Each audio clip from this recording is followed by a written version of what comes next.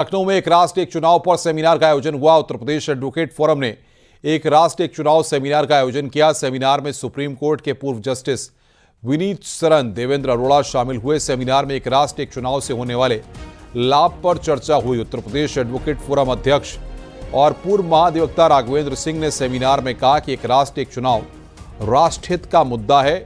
एक राष्ट्र एक चुनाव से देश की जीडीपी पर 1.5% का असर पड़ेगा।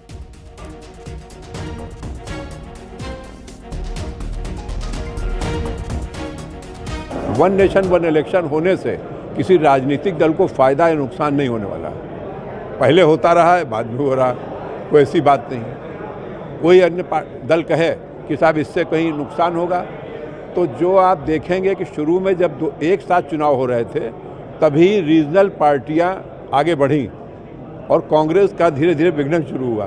तो ये नहीं कहा सकता कि इससे रीजनल पार्टियों को नुकसान होगा। रीजनल पार्टियां तो जब एक साथ चुनाव हो रहा था तभी आगे बढ़ना शुरू हुई थी। 69 तक आपने देख रहे हैं, जब तक 67 तक चुनाव हुए तो तमाम रीजनल पार्टियां हो गई थी और अच्छे उनका बहुमत था, कई जगह सरकार बनने लगी थी।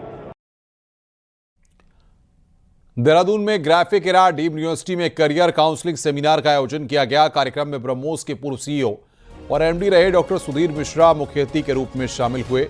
इस दौरान उन्होंने छात्रों को एरोस्पेस में करियर को लेकर टिप्स दिए।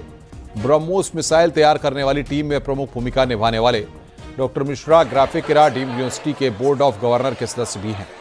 वहीं graphic era group of institutions के चेयरमैन डॉक्टर कमल घनशाला ने सेमिनार में युवाओं को इंजीनियरिंग मैनेजमेंट, कंप्यूटर एप्लीकेशन समेत विभिन्न क्षेत्रों में उपलब्ध रोजगार के अवसरों को और स्टार्टअप के संबंध में विस्तार से जानकारी दी।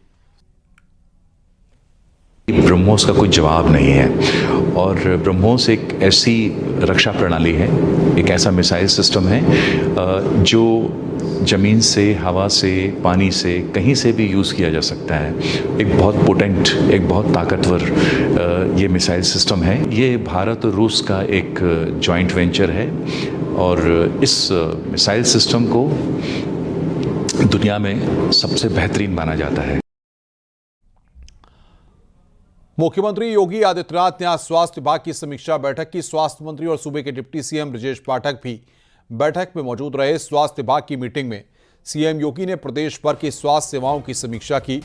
मरीजों को समय पर उपचार उपलब्ध कराने के उद्देश्य पर काम करने का सभी स्वास्थ्य कर्मियों को आदेश दिया। मीटिंग में स्वास्थ्य महकमे के कई बड़े अधिकारी शामिल हुए।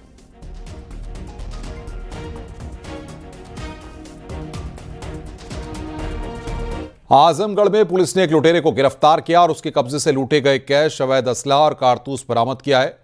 लूट की 3 घटनाओं का भी खुलासा हुआ है। गिरफ्तार बदमाश ने बीते 15 अप्रैल को एक पति पत्नी से लूट की थी।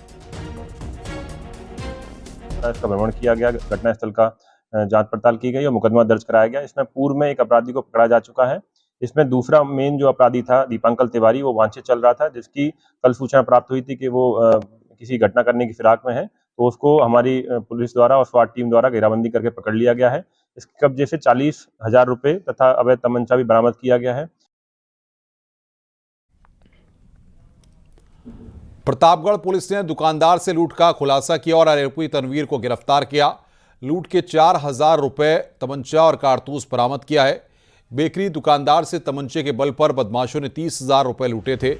पुलिस सीसीटीवी फुटेज की मदद से बदमाशों की तलाश कर रही थी। पुलिस अब फरार 3 बदमाशों की तलाश कर रही है।